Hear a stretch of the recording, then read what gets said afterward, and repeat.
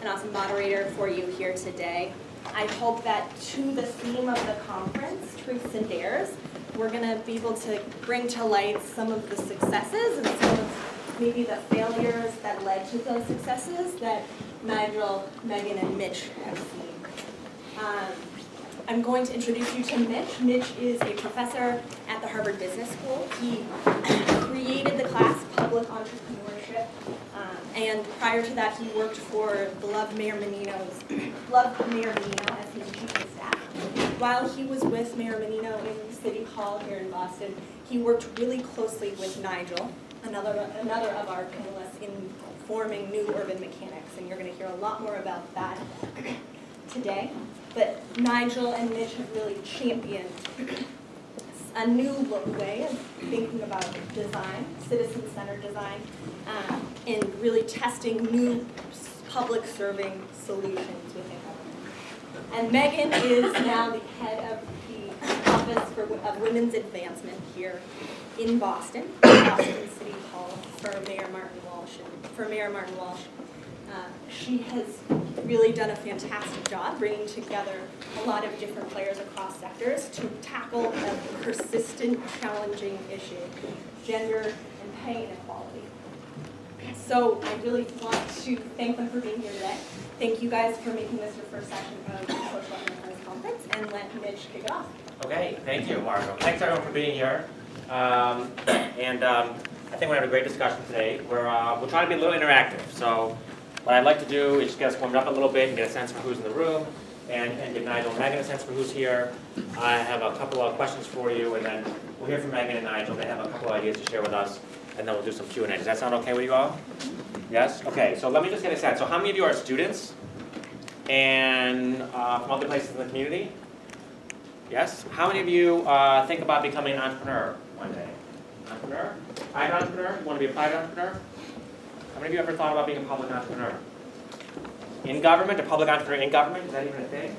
Right. Okay. Yeah. How about a public entrepreneur who sells to government or sells around government? Oh, around. We like the around version. Yeah, we're all over. Okay. Yeah. Love that bureaucracy. Okay. How many of you have tech backgrounds? Tech? Engineering? Design? Policy? Politics? Law? Something else? Something else. Okay, what's something else? What did I miss? What do you got? Higher ed, marketing, sustainability. Marketing, sustainability, very good. Okay, great. Okay, let me ask you this question. So, President Obama is going to speak at South by Southwest this week. Kind of remarkable. It's kind of a hotbed of innovation, and actually, the President and the First Lady will both speak separately. But the President will be there on March 11th, and presumably, in part, what he's hoping to do is recall some of what he and his administration has done around pushing innovation in government. Okay. Of which there's been a lot. I mean, we think maybe top of mind these days about two sort of more controversial issues around government and innovation, which is one, the failed rollout of healthcare.gov, and right now, of course, all the issues are on privacy and security. But in my estimation, that's not what will be the broadest sense of the President's record in office on innovation in government. In fact, ever since he ran for office in 2008, he brought in new ideas around engagement, and then when he created in his team Data.gov, the world's first open data platform, he added engagement plus openness, and when he created the Presidential Innovation Fellows, he created a sense of real entrepreneurship inside government, so we had engagement plus openness plus entrepreneurship, and then when he created the United States Digital Service, there was a sense of real focus on design, and with 18F, an agency at the GSA, a real sense of iterative workforce and workflow. And so the President's agenda, I think, on innovation, I hope will be much broader than just those two things that have become perhaps most famous. And maybe that's what he'll talk about when he's at South by Southwest this week. But probably more so what he wants to issue is a call to action. A call to action for more innovation in government, right? That we're not done yet. We've got a lot more to do. And so my question for you is, if you believe, as he does, that we need more innovation in government, presumably that's why you're here, who is that call to action towards? Who are we looking for? Who is that call to action towards? Who do we need to ask for, and for what, in order to get more innovation in government? Who? Question. Who? Procurement officers. Procurement officers, so government. okay, and it's the procurement officer's fault. Yes. Why? Why? Who said that? You asking me? Well, you said procurement officers, yes.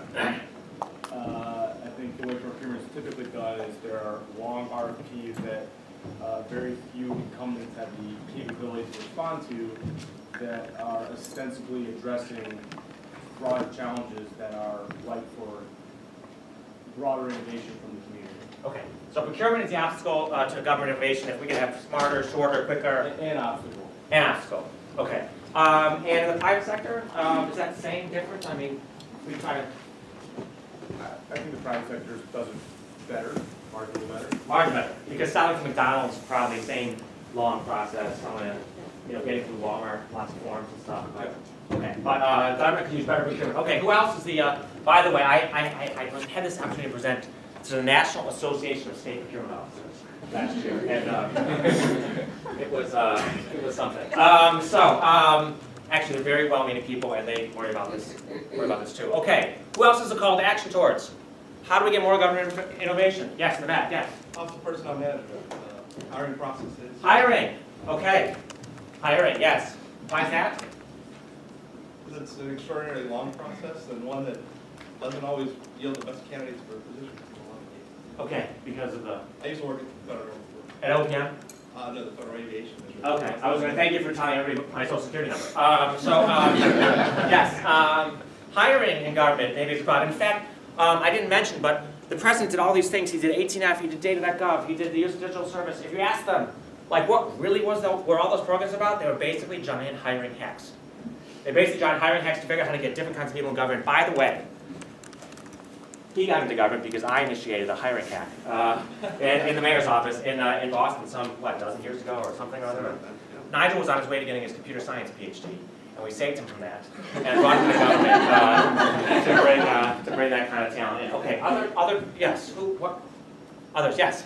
I think venture capitalists and angel investors, because they don't provide patient capital to allow entrepreneurs to apply to procurement processes and actually do RFPs and have time to wait to get revenue from the government source.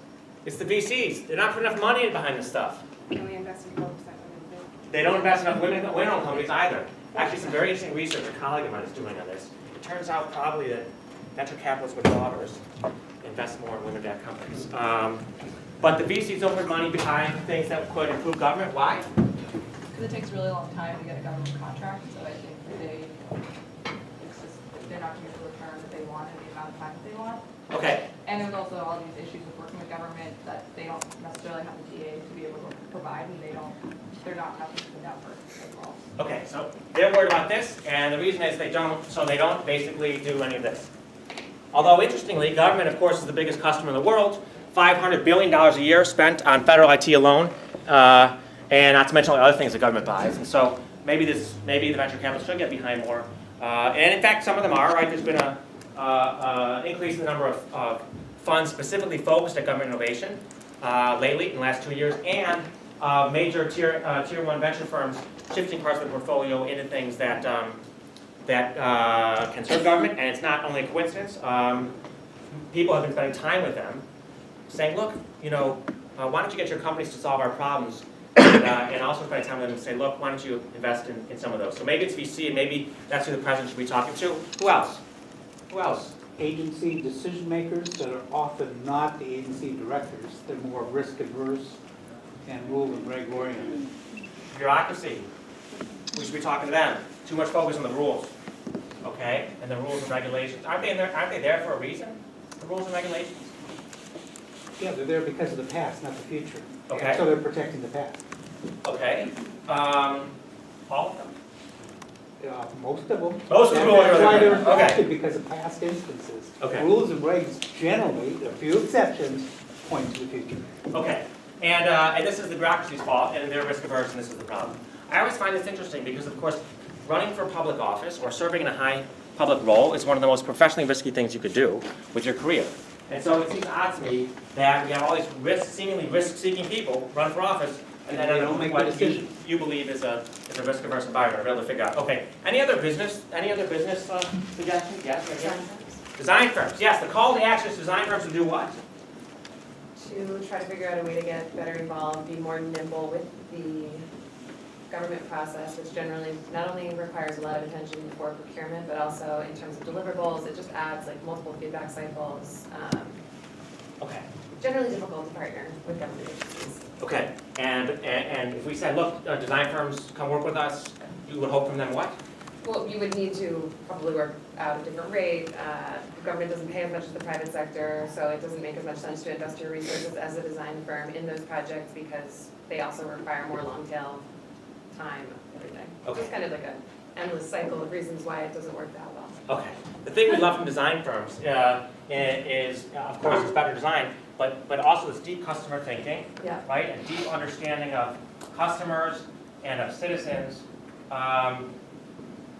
And maybe that's what we need in order to get more innovation. This, of course, has been a big driver of a lot of the innovation of various types happening in government here and around the world in the last couple of years. One or two others? Anything else you want from business? Yes? Yeah, institutional investors that invest in government bonds are not advocating for better government practices that might improve productivity and tax revenues and ultimately help to improve creditworthiness of the bonds they invest in. Okay. Why? I don't think they have any No clue incentive. about their ability to be an activist investor in a government. They Okay. haven't, the idea hasn't crossed their minds. They don't think they have the power. They don't care. Their culture, their education doesn't include includes economics and finance and accounting, but not issues like relating to governance. And, Okay. So you'd like them just to walk into a city hall somewhere and see how it all works? Well, I mean, to be able to push City Hall to do the right things. Okay, interesting. Well, let's actually walk into a city hall. We have two amazing speakers here who both hail from Boston City Hall at the moment, but who are both also nationally regarded figures in government innovation at the city level, where we like to think of all the actions happening.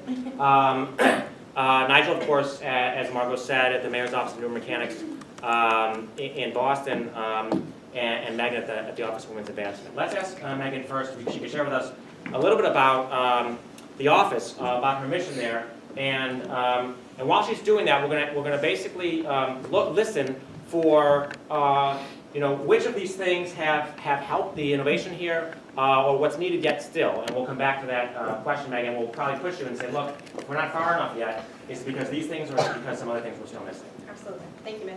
Yeah. Good morning, everybody, or good afternoon. As Mitch said, I'm Megan Costello. I run the Office of Women's Advancement for Mayor Walsh. I like to think of myself as somebody who's an outside of government person, and I kind of find it ironic that I'm here on the inside of government doing this work right now.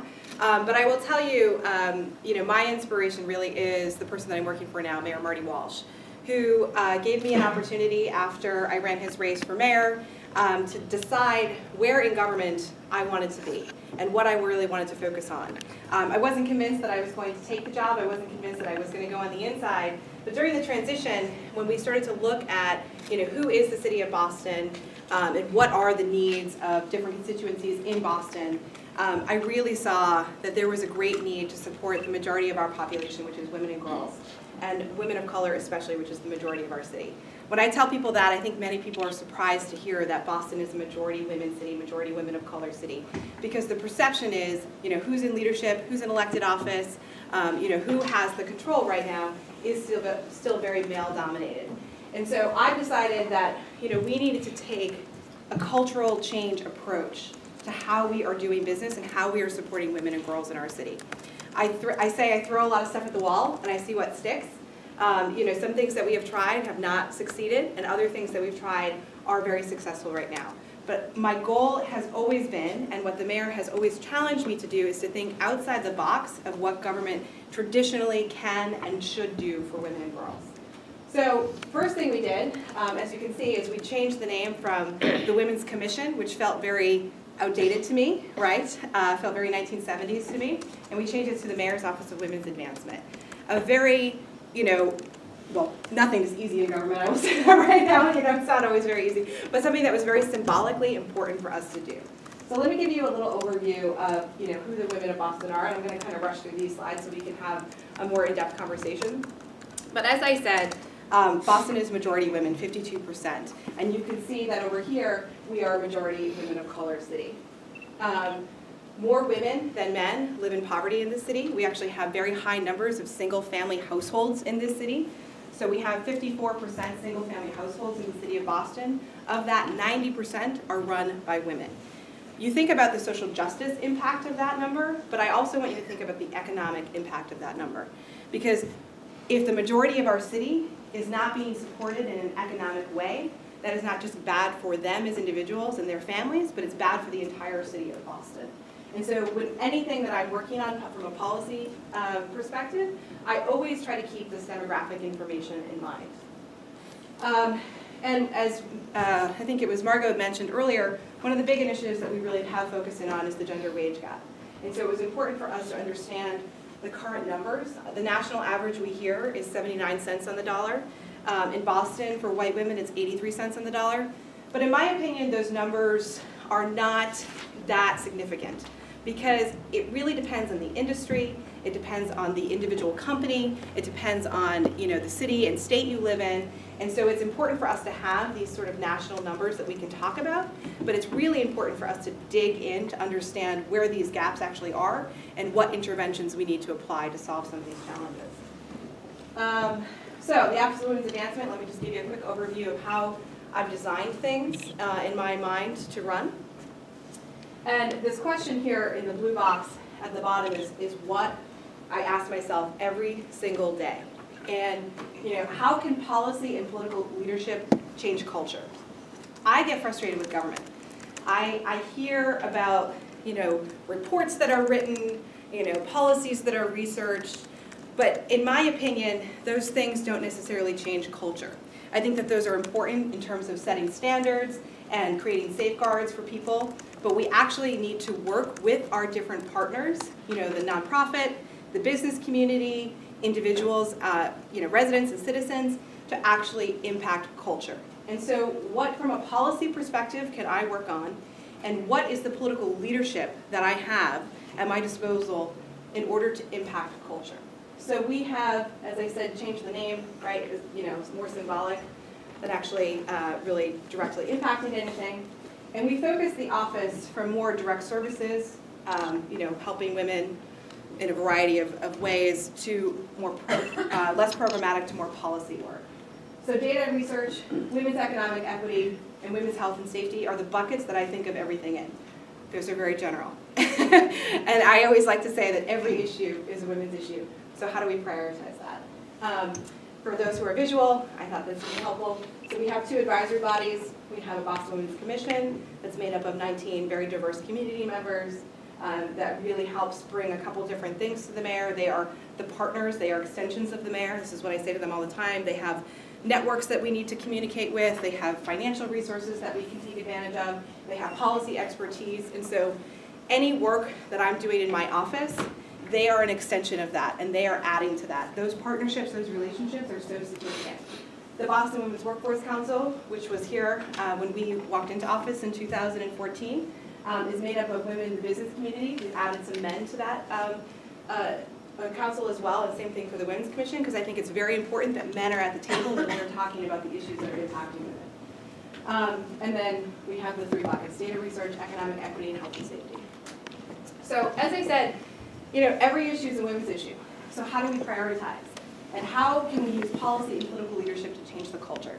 These are just some of the things that I have found to be helpful to me.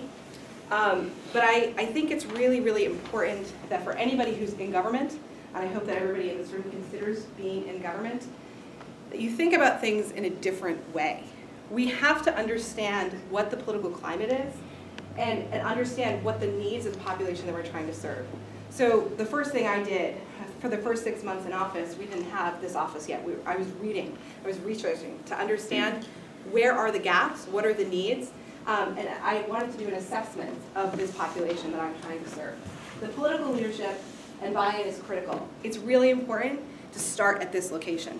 You have to understand, there's different entities in government that are going to, be able to help you in your work, be able to support you in your work, especially if you're a department that is not just a siloed issue. But the political leadership is so important. The fact that the mayor said to me, this is important to me, I want you to come to me with the priorities and the things that we need to focus on, was really significant in my success in able to get things done. Allies within your organization, especially non-traditional allies. One of the things that I think is the most significant thing for how this world works is the relationships that we have with one another. One of the barriers that prevents women from getting into leadership positions in business and government or whatever it might be is because we haven't broken down those barriers yet. So intentionally seeking out relationships with non-traditional allies is really, really important. The paid parental leave policy that I'm going to talk about in a minute, I will tell you, it was the men in the building that were either about to have babies or had strong relationships with people that I needed to influence that were critical to getting that policy passed. So who are the non-traditional allies that you can include in your conversation?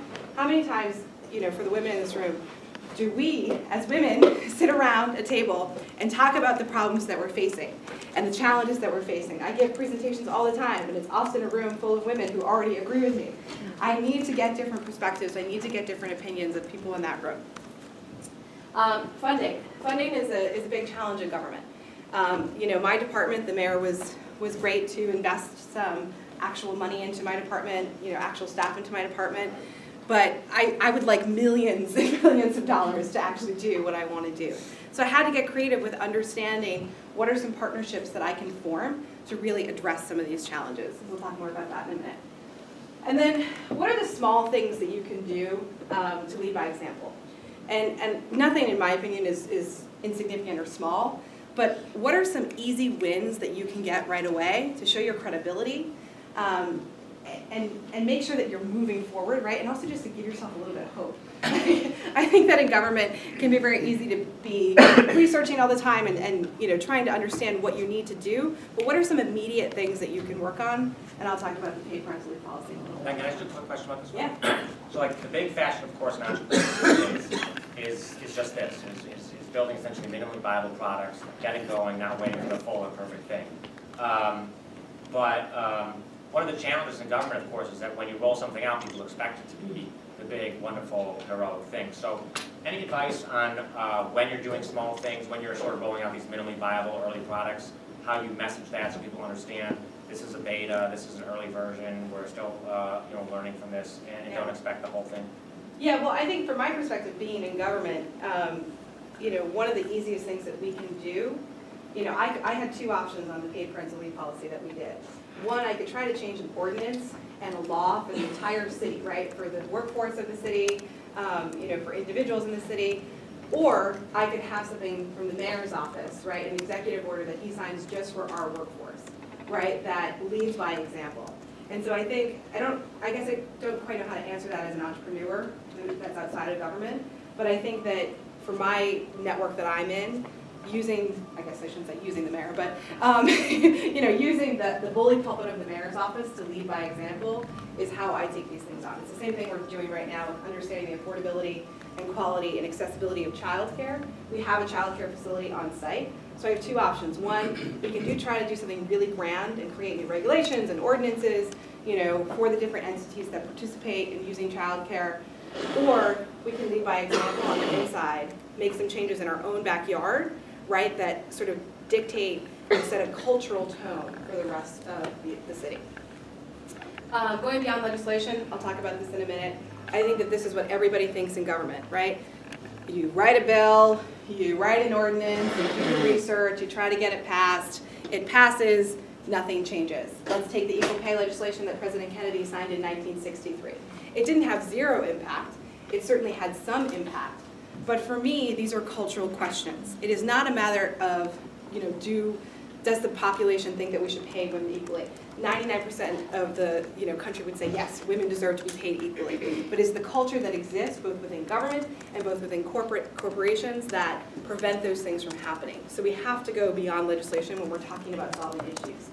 And then the compromising issue. I mean, the world needs more of it. Washington needs more of it. You've got to take the small victories when you can, and you've got to continue to build on the progress that you've made. So just a couple examples of how I applied all of those different theories and ideas. Paid parental leave.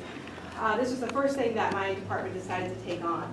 And again, I looked at it from two perspectives. One, what is the ordinance I could create or a law I could create for the entire city of Boston? That was very complicated. That was a very long road. That was a very big process. I decided, what can we do from a leadership perspective? What can we do in our own backyard to make sure that we are leading by example, and how is that going to influence other people? So paid parental leave. Again, I compromised. I initially wanted 12 weeks of paid leave. Didn't think that that was too much to ask, but when you're working with taxpayer money and you're working with budgets, you've got to figure out how to make that compromise. So where we landed after a year of negotiations with the HR department and with our budgeting office is 6 weeks of paid parental leave for exempt employees. In my opinion, this is the beginning, right? I got something great, but it's the beginning of what we're going to do together. And we're leading by example. Within weeks after the mayor's announcement of paid parental leave for exempt City of Boston employees, the Treasurer's Office, they outdid us with 12 weeks of paid parental leave. The Attorney General's Office, 6 weeks of paid parental leave. And Governor Baker announced that he was going to form a task force to look into if this is something that the state should adopt as well. The other thing we started to do is we had conversations with the business community. Many corporations have pretty fantastic paid parental leave policies, but the culture demands that people, especially men, do not take advantage of them. And so we started to talk to businesses about why this was good for their bottom line and why they needed to adopt either a similar policy, if they didn't already have one, but also how do they get employees to take advantage of these policies as well. We launched Women Entrepreneurs Boston. This is something that I just hope you all know about, but it's really specifically geared around how do we help women not only start a business, but grow and scale their business, because that is where we see one of the largest gaps. And so I'm happy to talk more about that with anybody that's interested. And then this is really want to get into the multi-pronged approach that we're talking about closing the gender wage gap. Gender wage gap is something we hear all the time. It's a real thing, but it is so industry specific and it's so company specific. And so we had to take a multi-pronged approach if we're truly going to solve this problem and if we're truly going to move the needle. As I said, President Kennedy signed in 1963 the Equal Pay Act. It moved the wage gap for white women from 59 cents to 77 cents and now 79 cents. But we still are stagnant. We are still stuck. And to me, this is not just a legislation question. This is really a culture question. So we're doing three things. We are supporting the equal pay legislation that calls for more pay and transparency and gets rid of salary history questions and things like that. That's important. The legislation alone, again, is not going to solve this problem. We're building upon what Mayor Menino started, working with employers to sign the 100% Talent Compact. We have nearly 80 businesses that have agreed to report real wage data to us, and that they are then looking at where their wage gap is, and they are applying 3 or more of 33 data-driven interventions to solve their problem. One guy said to me, one CEO said to me, Megan, it's so exciting, we looked at our data, and we don't have a wage gap at our most senior level. And I said, oh my gosh, that's really fantastic, it's so unusual, blah, blah, blah. I looked, he has all men at the most senior level. And so we have to not just think of this as raising dollars and cents, but what are the opportunity gaps that exist for women in the workplace? And how do we build more pipelines, right? So things like paid parental leave, things like flexible work schedules that are good for both men and women, we need to understand how they can be applied in the corporate world. The Boston Federal Reserve Bank, I use them as a great example. They had paid leave in their HR policy. They had flexible work schedules in their HR policy. Nobody was taking advantage of them. So what did they do? They decided that they were going to create a company-wide rule. Mondays and Fridays, no company-wide meetings could be set. Those had to happen on Tuesdays, Wednesdays, and Thursdays. And then they forced their middle managers, which is a big chunk of the population at their company, to take a flexible work schedule. That changed the culture, right? When they implemented these new rules, right? And it really helped everybody get to a place of where they felt good about, the schedule that they were going to take or the flexibility they were going to have. And it actually helped their bottom line, right? And this is the important argument when we're talking to businesses. This is not just the right thing to do. If you want happier, if you want more productive employees, if you want employees that are loyal and you can retain them, this is exactly why these policies are good for business and good for business's bottom line. And then the last thing that we did is we understand that we have to work with the legislator, we have to work with individual employers to understand from a cultural perspective what they can do. We also have to help and support individual women. These are the three, in my opinion, and in the mayor's opinion, things that we need to really zero in on. So we're offering free salary negotiation workshops to every working woman in the greater Boston area. We have a goal of training 85,000 women over the next 5 years. And that's half of Boston's workforce, women's workforce. And so we are hopeful that by giving women some really concrete tools and skills around how they negotiate their salary, what kind of pitch, how do they do the research when salaries aren't transparent, that will actually shift the needle significantly. It's actually being offered tomorrow as part of this program, if anybody wants to attend that. And we also have them on our website. We've got dozens going around the city all the time. So, to conclude, I want you to get involved in government. I think it's really important that smart, energetic, outside-the-box thinkers get involved in government. We need way more of it. I can tell you as somebody who tries to think outside the box, it can be frustrating at moments, but it's really important that people get involved. Come to a workshop. If you own a business, sign the 100% Talent Compact, tweet at us, engage with us on Facebook. And I want to also, because they say that women have to be asked 9 times to run for office, I want to ask all the women in this room to run for office. Because I think that we need more women in elected office so that our perspectives can be brought. But if you don't want to run for office, at least consider getting involved in some kind of way. Thank you very much. Appreciate it.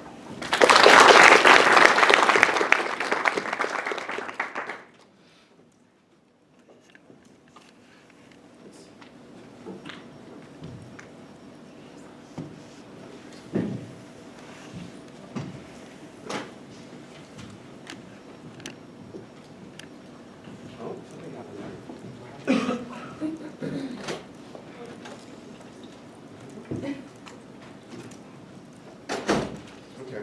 I think we had a keynote to PowerPoint thing happen. Anyway, so thanks very much, Mitch, and that was awesome, Megan. So again, my name is Nigel, and I run an organization at Boston City Hall called Mayor's Office of New Urban Mechanics. Whenever I talk about our work, I like to give it context. Why is it important that we develop this approach to innovation inside local government? Well, there are big challenges that we're trying to face in our American cities. Issues like multi-generational poverty, crumbling infrastructure, increasingly climate change effects are all kicking in. And to some degree, government can certainly be part of the solution. The challenge is whether or not we're up to the challenge, right? So you're all here, we're talking about this, so presumably you can guess my opinion on this. So I think that we can rise to the challenge. The question is, how do we do this? And so the good news is, over the past 6 years that we've been doing new urban mechanics, there has been this explosion of different public sector innovation labs worldwide, right? So this was a recent field study that was done by Parsons, and as you can see, like, these labs are all over the place. And there we are, new urban mechanics. The origin of new urban mechanics, well, in part was Mitch. So Mitch, sometimes he leaves himself out of the equation, but he's very much one of our co-founders of new urban mechanics. But really, it was this guy, right? So this is Miramino when he was first elected back in '94. And so he was given the nickname the Urban Mechanic, and I think probably not entirely kindly. I think the idea here, it was sort of keying off of his particular approach, his style of mayoral leadership in terms of how to run the city, and he was very much concerned about the lived experience of the city. He was concerned about safe neighborhoods and ensuring that your kids graduate school on time. Kind of, in a sense, sort of the nuts and bolts elements of the city living. Sort of smooth streets, those kinds of things. And when the mayor was looking at, how do we get back to some of these things here? Some of these things, he realized that government does innovate, right? It just doesn't do it terribly often, and it does it in an ad hoc way. And so he realized, at least in part, and this was also Mitch's thinking, I think, that there needs to be a group whose job it is to do this stuff all the time. Like innovators, I think there are innovators throughout government in many different places.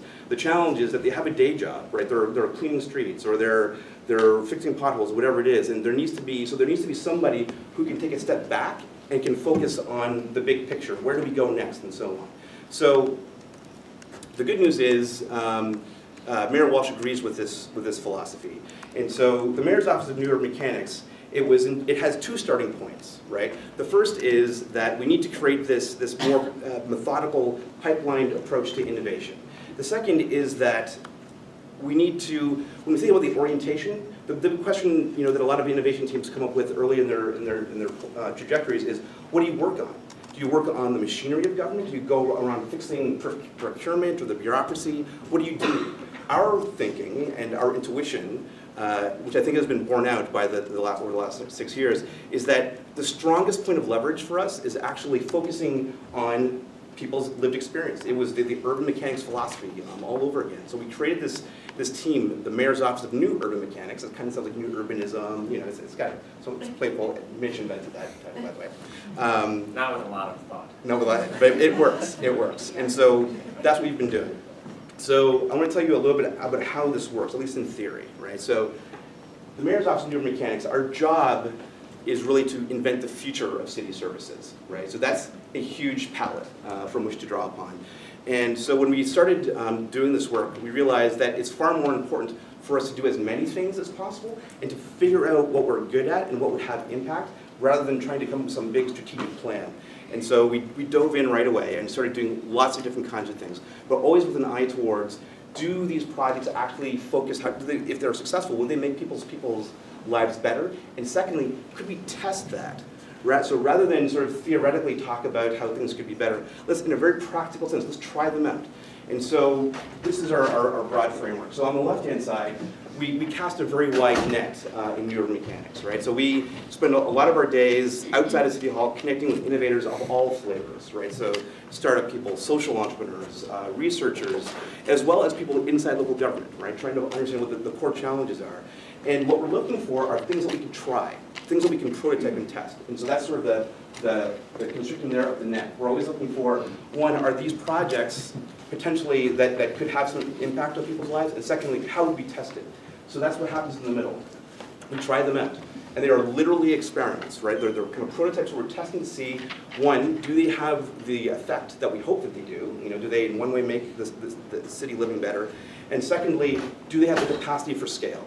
Right, because that's one of the things that we're always interested in. It was sort of the last bit there. Do these things, could you scale them up so that you take them out of the context, the experimental context, from one school, for example, to all schools, whatever it is. There's also the notion here of failure, right? So this is a core part of New Urban Mechanics, right? Sometimes we've been called the Department of Failure, because a key part of our work is to create a context for innovation, right? So one of the things that we've learned over the years is that, yeah, government is risk averse, but it's largely because we have never really had an approach to risk management, right? We've never had a way of incentivizing people to risk their good names in projects that may not work. But that's our job, right? So the Mayor's Office of New Urban Mechanics is a place where you can fail. We can work with you, we can try things out, and if they don't work, that's awesome, right? Presumably we've learned something. We try to be successful more than we fail, but failure is always a potential for our work. So we've been doing this work for 6 years now, and so we've learned a bunch of different things. And so I wanted to talk very quickly about some of the things that we've learned and give you some examples of the projects in which these learnings have been borne out. One, building things that people actually want. This is actually, depending on your perspective in government, this is actually not what we often do. We often build things that we can build, and there is a distinction, right? So we should instead be focused on building things that that people want to have from us.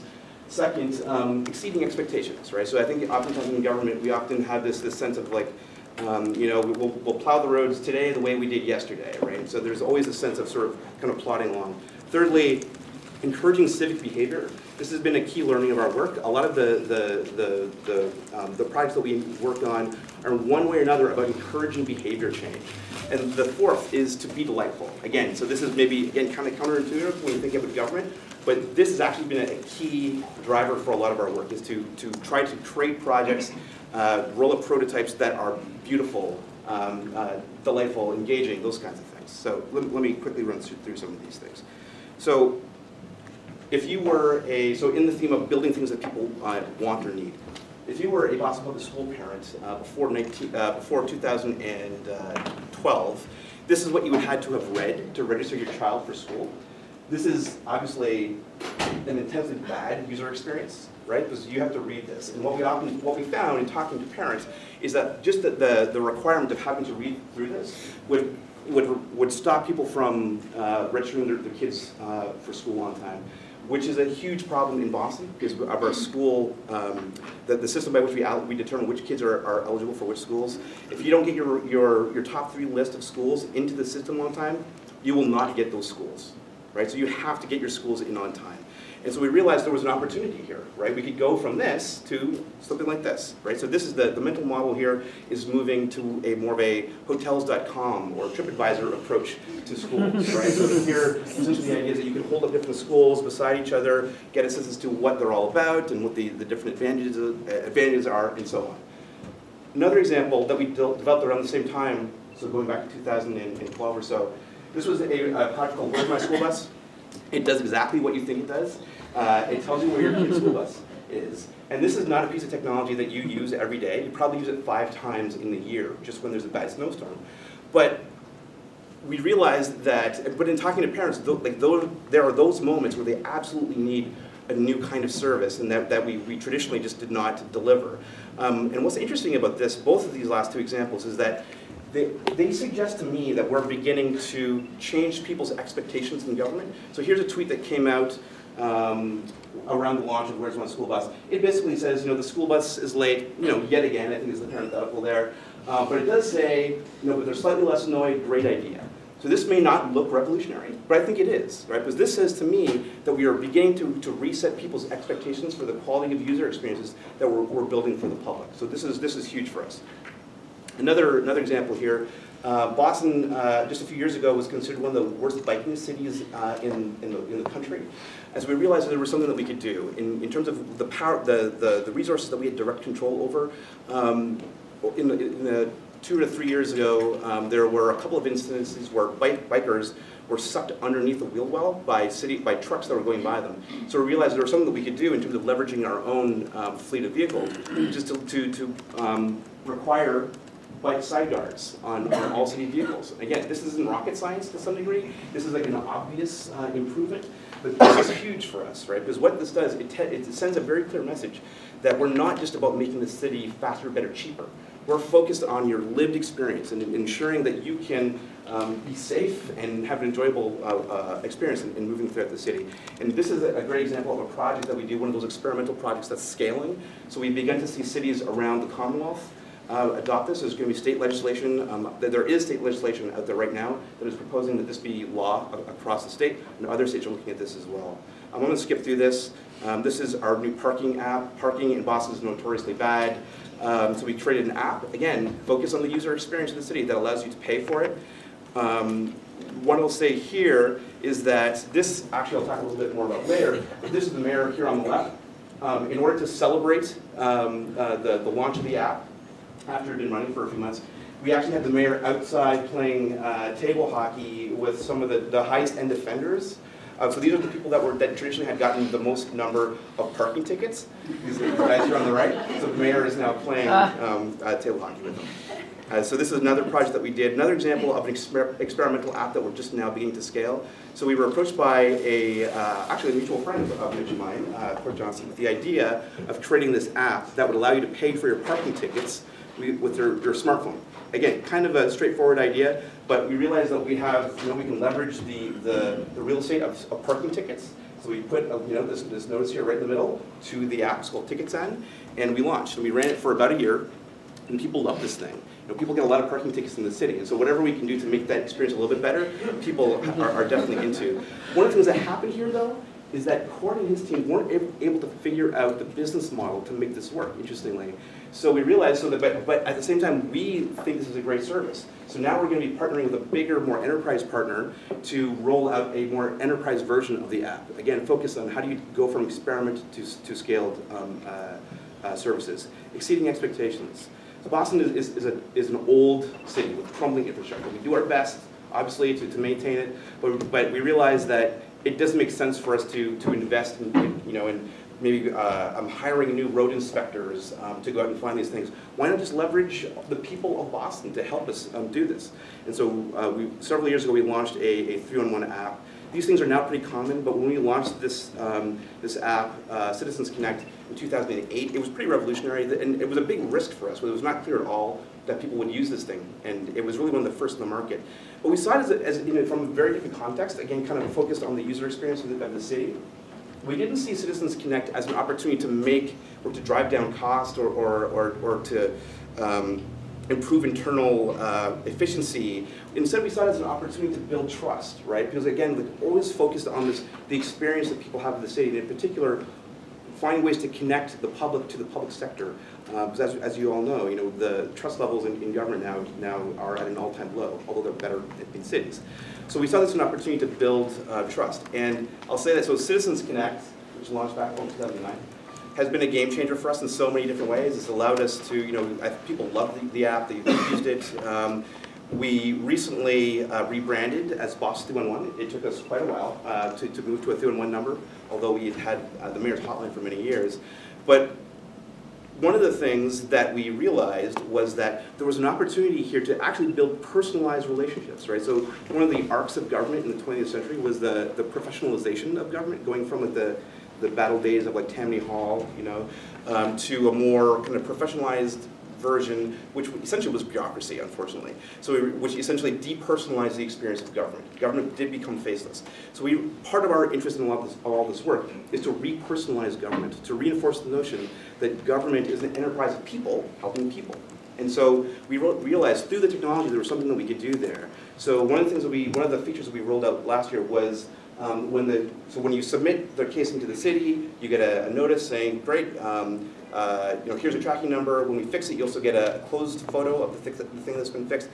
But what we do now also is we include these team photos. Because our theory here is that if you can get a sense that your issue is fixed not by the faceless bureaucracy of government, but by people, by Mike and Steve, that will have some broader effect on how you think about government. And so we've been doing some research on this with Ryan Buell over at Howard Business School, and there does indeed seem to be an effect that when we include these team photos, that the likelihood that that person will use the app again in the next month goes way up. So it does seem to have this kind of behavior change effect. Encouraging civility, I think I'll blast through this one a little bit here, but the idea is that we've been exploring how do we use games and game dynamics to enable people to learn more about civic issues and to enable civic discourse. This is an example of the kind of behavior that you see in this context. You see young people getting involved. This is not the usual thing that you see in a public hearing or a public process, that young people are involved in talking intelligently to a table full of adults. The last, being delightful, I think I want to make sure I get through a little bit. This is Boston City Hall, in case you've never seen it. It's often considered to be one of the worst public buildings in the country. I love this building. I think of it as like, so I'm stealing a phrase here, I think of it as heroic. This guy, local architect, he calls it heroic architecture, but most people hate it. So we realized there are things that we could do, again, to kind of get into this issue of how can we change the relationship between government and the public by softening the edges, softening the interaction with government. So this is a project, this is a very kind of lightweight thing that we did, and the idea here, this is a holiday tree, not a Christmas tree, and it's got a string of LED lights wrapped around it, and what happens is when you tweet to the tree, it'll change color to whatever colors that you tell it to. So if you say pink, it will pink. It uses the Crayola color palette, so you can give it as many colors as you want, and it will cycle through the colors. This was a small thing that we did that was just about trying to liven up the ominous space of City Hall, but it had a big kind of impact in terms of people's appreciation of the space and sort of thinking differently about what we do at City Hall. This is another project that I love, but has a sad ending. We rolled out these kind of heart rate monitors a couple of years ago, and the idea was you walk up to these things, you hold on to the handles, and it samples your heart rate, and then plays music back in sync with your heart. The idea being that we're kind of playing with public infrastructure. It was kind of cool. So you would go in the morning, and maybe if you had been walking, you might play like some very jazzy song. But if you jumped up and down for a few minutes and then held on, it would be like crazy jazz or heavy metal or something. It was pretty cool. The sad ending to this was that one day we actually got a notice through Citizens Connect, through the app, that someone had vandalized the heart rate monitors. They had actually cut the heads off. They decapitated the heart rate monitors. And so we got the notice in the service request was saying that there's a broken heart on the street, which I love. Again, so last summer we rolled out fake grass, AstroTurf, and put a bunch of games out on City Hall Plaza as a way of trying to invigorate the space. We put out these deck chairs also, and people love this. It totally changes. People are, they're playing hula. It totally changed the dynamic there, and I think people were bringing their lunch to the space. Again, very kind of tactical thing that we can do around this. We've kind of turned our approach to this work into a program called the Public Space Invitational. It's actually running now. If you check it out, you should go online and check it out. And essentially what we're doing is we're giving you support to take over public space and to turn it and to make it more fun and engaging. These are some of the projects that came out of the first version of Public Space Invitational last year. We put up this crazy hydrophone on the bridge right in front of the Children's Museum, so you could go there, and as the sea level rises, the hydrophone will play different tones. Kind of ominously, I think. Another great project that we did, this is a subsurface water sampler. So if you live, you may or may not know this, but if you live in Beacon Hill, Back Bay, or the South End, your houses are being supported by water. So these wooden columns that kind of support the entire neighborhood, and they have to be wet, saturated, in order to kind of maintain their tensile strength. And so the folks that care about these sort of things, they pay a lot of attention to the water level, to the water table level, and as the water table rises and falls, this thing glows different colors. It's pretty bizarre to watch. This is in the South End. And the last one I'll talk about, this is, it's not always, when we're thinking about what kind of services do we need to deliver people, it's not always about technology. It's really about trying to find the right way to connect with people. And sometimes that is a technology. Sometimes it's about an app that allows you to report some things. But there's a lot of stuff out there that people want to talk to other people about. So this is a project that we did called City Hall to Go, and essentially it's a city service food truck. This used to be a bomb truck in the police department, and as you can see there, instead of delicious sandwiches... Bomb detection truck. Yes, the street bomb, yes. A bomb detection. Bomb detection truck, yes. Yeah. But you can get all kinds of services done at the truck. And again, this is, it's been a great project for us. We've gotten some corporate funding, so we're going to take the one truck that we have, and it's going to be scaled up to a small fleet over time. So that's, I'm not going to talk about what's next. Lots of stuff is next. And that's all I have.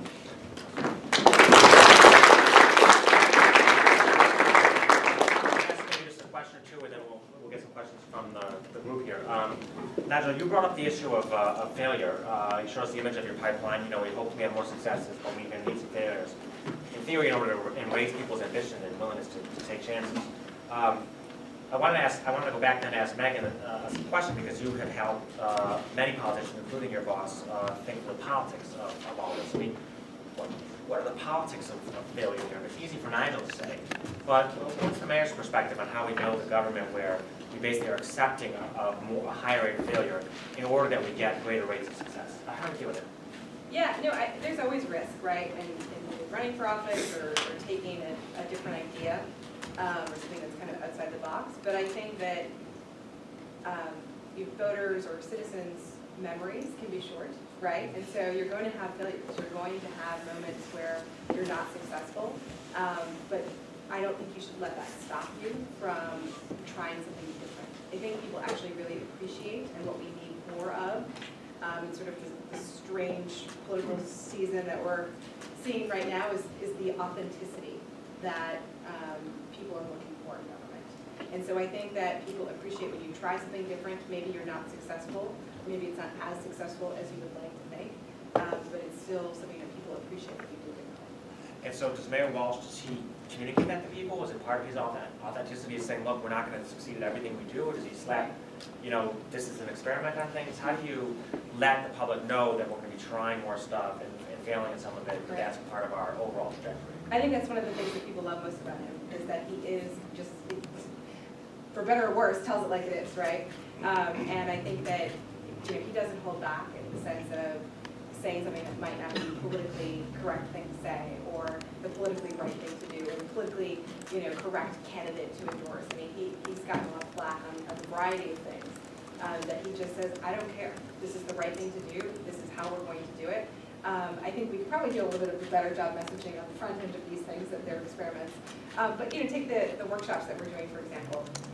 We don't know if this is going to work, right? And we are very carefully tracking the data to tell us whether or not this is going to work, or is working. But I said to him, we have to do something different, and he totally agreed. The legislation is so important, but legislation is not solving the problem quickly enough, and it's not addressing the cultural challenges that we have. And so while offering these workshops and working with employers might not be the right solution, it's at least something different that he deserves credit on for thinking outside the box. So that brings me to a question I want to ask you, Nigel, which is, you guys have become quite highly regarded as kind of the office of different, right, in the city of Boston, actually nationally and internationally. And these offices, the sort of mayor's office of neuromechanics, or the mayor's office of civic innovation in San Francisco, or the laboratorial parlors out of Mexico City, all the ones you had on your map have become sort of offices of different in these governments. That sort of, gosh, why have innovation? Why don't we set up something separate?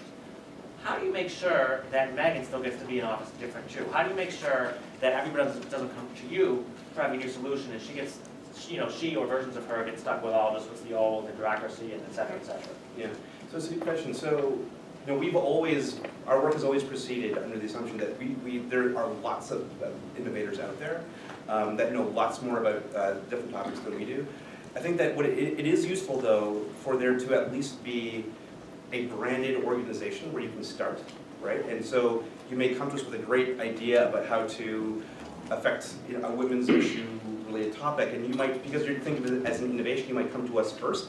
But the next phone call, the first phone call that we make will be to Megan, right? And so ensuring that we're tightly integrated kind of horizontally across the enterprise of government is a key part of how we work, so that we're always trying to ensure that the innovators inside of government are connected to the innovators outside.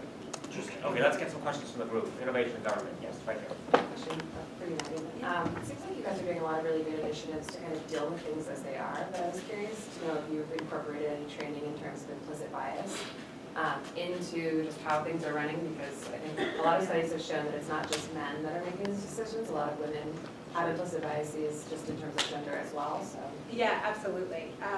So part of the workshop, we talk about the unconscious or implicit bias that exists, right? And it's important for us to all be aware. And this is also where we work with employers, both men and women. It just happens to be that more men are in leadership positions. So we usually engage more with them on that topic. But it is part of the training that we do for individual women and also for the employers. Because, as I said earlier, 99.9% of the wage gap and why it exists is not intentional. It is because of these unconscious sort of standards or stereotypes that we have for women and men and the roles that they should play in society. And so that's why, to me, legislation alone is not the answer, right? That's where you really do have to have a cultural understanding of where these gaps exist within an organization and what interventions you have to apply. And a huge part of that is starting with just the education from an employer perspective or an individual perspective to understand the behavior, right, that we need to change. Okay, great. Okay, yeah, right here. So this is kind of piggybacks a little bit off of what Nigel said about calling Megan. I'm wondering, for both of you, how do you gauge what sorts of specific initiatives you want to take on yourself within your entity, and what sort of things you want to support, either nonprofits or businesses, et cetera, to go after? So, how did you know that you want to put on these workshops as opposed to supporting nonprofits that might also be engaging on this work?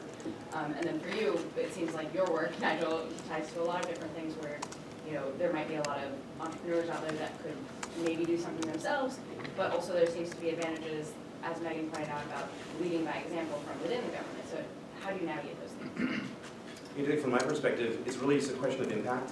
And doability. There's a range of things out there that I think other organizations and other sectors would just be better at doing that. And if we can be supportive of that, we will totally do that. We build these things largely because other people can't or won't build these things. And our hope is always that if we can shine a light on these different issues and make them more approachable for a broader range of people, that some of them will be able to develop solutions to this issue. So we never imagine that we are that we want to be building these services in lieu of everybody else. But, And I think quickly for me, it was, what is the national conversation right now? and doing that assessment, like I did early on in the administration, of figuring out like what are the needs was really important. I think it's really important to lay a solid foundation. Make sure you try to turn over every leaf to understand, am I duplicating work? Because that's never anything we should do, and government does a lot of that. And so when I saw that there was a gap that existed that I could jump into, I was happy to do so. This issue, let me just pick up, this issue on project selection is actually, it's obviously a central one to government all day, every day, right? Like, what should I do now or delay? What's urgent and important? It's especially an issue with these innovation offices, the issue of what should we tackle? And Nigel, I think you raised for us a bit of attention, which is on the one hand you said, we will work on the things that other people can't get done. Right? Like, give us the hard stuff that other people are tackling, we're gonna look after that.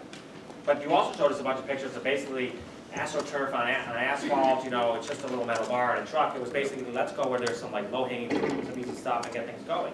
So, which lesson are we supposed to take from you about that? Is it like we go and do the hard stuff that seems impossible, or would you do the stuff that basically seems possible first? So hard, things that are hard to do, I think is an interesting, is a tough thing to define, right? Some things can be hard to do because, you know, they're technically challenging, or maybe in a policy sense they're challenging, and oftentimes just because of the bureaucracy, there's just no one to say yes to something. Which is why another, in addition to being the Department of Failure, we're often the Department of Yes, right? So that if you ask us, yes, we'll meet with you, yes, we'll help you figure it out. It was not, but if it's a bad idea, then you will eventually get it out. So for something like AstroTurf, it is certainly not, in a general sense, hard to do, but no one else was doing this, right? Like, why are we waiting? Let's just do something simple to get it happen, to make it happen. So, in a sense, as simple as it was impossible to do at the same time. So we just went and did it. And I think to build off of that, the way my mind works is, this is the end goal that I want to get to. What is the process here that I have to try different avenues to get to that? And I find that, you know, there are a lot of people that will say, that's not the way we do things, that can't be done. Because it's not because their intention is bad, it's because in government, you know, people are really busy, they're doing a lot of things, they're overwhelmed. And so to have an office like Nigel's to really take the time to critically think about an issue, take a step back, and do an assessment of are we doing this in the most efficient, effective way? Are we delivering services in the best possible way? Is really, really important. And I think that there are a lot of good people in government that have the best of intentions but don't have that time to think. And so it's really important to have an office like this that can keep you thinking for you.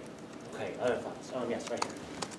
So as you guys think about new ways to do business in government, do you think that requires new or different types of talent to execute those tasks? And if so, how are you guys going about attracting that talent to government? So from my perspective, so yes, we do need a difference in talent. I think it's really more so a difference in perspective, though. I think there's a lot of people that go into government thinking that they have an image in their head as to what the job is. And I think trying to find people that just don't have that image, I think is an important part of that. And so when we're trying to hire people, you know, we try to hire for a range of different skills, right? We're very much are looking for people that can work in an entrepreneurial way. You don't need to have started a business, but you do need to have the ability to work, you know, to figure out how you're going to resource something, and to kind of be dynamic and creative, and think in terms of, you know, MVPs and how you deliver value and so on. And so we are very much trying to find those people and get them to come in. And it's actually, from my perspective, it's easy in the sense of there's a lot of people out there that want to do this work. It gets hard in terms of fighting the internal battles, or like how do you carve out the positions to be able to do this.